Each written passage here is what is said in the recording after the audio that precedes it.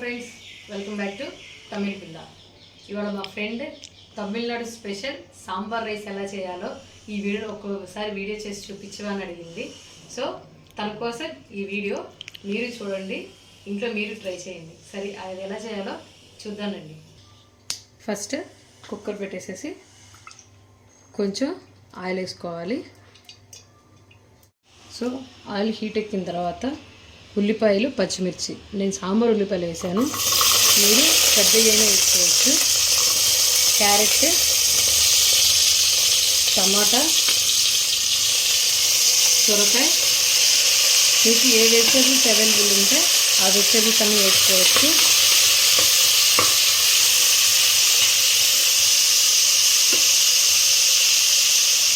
వంకాయని ఈ విధంగా ఉప్పునీళ్ళలో వేసి కట్ చేసేసి పెట్టుకున్నాను. ఈ వంకాయ ముక్కలు కూడా వేసేస్తున్నాను.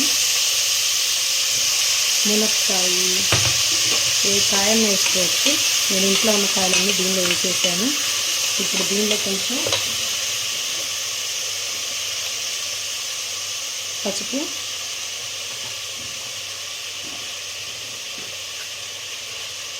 కొంచెం ఉప్పు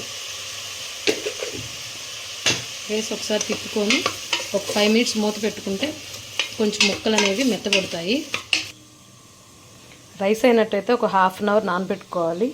నేను ఈ సాంబార్ రైస్ని ఇలా మిల్లెట్స్తో చేస్తాను, చాలా బాగుంటుంది. అలానే కొంచెం చిన్న చింతపండు తీసుకొని దాన్ని గుజ్జు తీసుకొని పెట్టుకున్నాను. అదేవిధంగా కందిపప్పు, సాంబార్ పప్పుని ఉడకపెట్టేసేసి దీన్ని పక్కన పెట్టుకున్నాను. అందరూ యాక్చువల్గా కుక్కర్లోనే వేసేస్తారు కందిపప్పుని. అలా కాకుండా ఇది విడిగా ఉడకపెట్టుకొని చేస్తే సాంబార్ అన్నం అనేది చాలా అంటే చాలా టేస్ట్గా ఉంటుంది. ఇప్పుడు బాగా కొంచెం మగ్గినాయి. ఇప్పుడు దీనిలో 2 స్పూన్స్ సాంబార్ పొడి అది వేసుకుందాము. ఒకసారి మిక్స్ చేసేసుకొని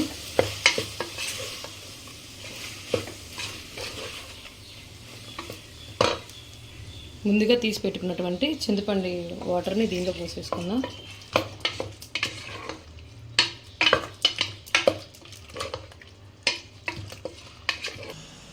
సో నేను ఈ గ్లాస్తో బియ్యం తీసుకున్నాను. మీరు ఏ గ్లాస్తో అయితే బియ్యం తీసుకుంటారో ఆ గ్లాస్తో 2.5 గ్లాస్ వాటర్ పోయాలి. నార్మల్గా మనం రైస్కి అయితే 1కి 1.5 పోస్తాము, లేదా 2 పోస్తాము. దీనికి కొంచెం మెత్తగా ఉండాలి కాబట్టి 2.5 గ్లాస్ వాటర్ పోస్తాను. సో నేను 2.5 గ్లాస్ వాటర్ పోస్తున్నాను.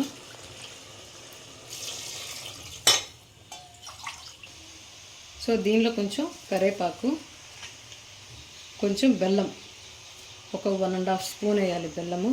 ఎందుకంటే ఆ పులుపుని బ్యాలెన్స్ చేస్తుంది బెల్లము. ఇది ఒక పొంగు వచ్చిన తర్వాత అప్పుడు మనం రైస్ వేసుకోవచ్చు. ఇప్పుడు దీన్ని బాయిల్ చేసుకొని ఒక పొంగు రానిద్దాం. సో బాగా వాటర్ అనేది తెల్లుతున్నాయి. కొంచెం ఉప్పు వేస్తున్నాను, కొంచెం ఉప్పు తగ్గింది నాకు, కొంచెం ఉప్పు వేస్తున్నాను. ఇప్పుడు దీనిలో రైస్ అయితే రైస్, మిల్లెట్స్ అయితే మిల్లెట్స్ దీనిలో వేసేసుకోవాలి. వేసేసుకొని దాని తర్వాత ఆల్రెడీ మనం ఉడికించుకున్నటువంటి పప్పు ఉంది కదండి, ఇది కూడా దీనిలో వేసేసుకోవాలి. దీనిలో వేసేసుకొని ఒక 2 విజిల్స్ రానిస్తే మనకి సాంబార్ రైస్ రెడీ అయిపోతుంది. ఇప్పుడు కుక్కర్ మూత పెట్టేసేసి 2 విజిల్స్ రానిద్దాం. 2 విజిల్స్ పోయినాయండి. ఇది ఆవిరిపోయేలోపు మనం తాలింపు పెట్టుకున్నాము. సాంబార్ రైస్కి ఎప్పుడైనా గీయే బాగుంటుంది. తాలింపుకి గీ వేసేసుకొని అది కొంచెం వేడి చేసుకోవాలి. సో గీ బాగా హీట్ ఎక్కిందండి. ఇప్పుడు దీనిలో జీలకర్ర, కొంచెం మీరు ఎప్పుడు తాలింపు వేసుకున్నట్టే కొంచెం ఆవాలు, ఇది మస్ట్ అండి, ఇంగువ వేసేసుకోవాలి. అని కొంచెం కరివేపాకు, కొత్తిమీరని ఇప్పుడు దీనిలో నేను వేసేస్తున్నాను. ఒక ఫుల్ ఆఫ్ కొత్తిమీర బౌల్. తాలింపు పెట్టుకున్న దాన్ని కూడా ఇప్పుడు దీనిలో వేసేస్తున్నాను. స్మెల్ అయితే చాలా అంటే లేదు, చాలా బాగుంది. ఇప్పుడు దీన్ని మనం మిక్స్ చేసుకుందాం. బాగా స్మెల్ వస్తుంది. ఇప్పుడు మనం దీన్ని సర్వింగ్ బౌల్లో తీసుకుందాం. సో ఫైనల్గా మన సాంబార్ రైస్ రెడీ అయిపోయింది. ఈ విధంగా అప్పడాలు పెట్టుకొని తింటే చాలా బాగుంటుంది. నేను టేస్ట్ చేసి చెప్తాను ఎలా ఉందో. చాలా వేడిగా ఉంది.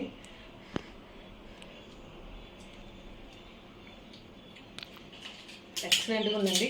మీరు ఇంట్లో ట్రై చేయండి. తీయగా పుల్లగా చాలా అంటే చాలా టేస్టీగా ఉంది. ఈ వీడియో உங்களுக்கு నచ్చినట్టయితే please like, share and subscribe Tamil పిల్ల.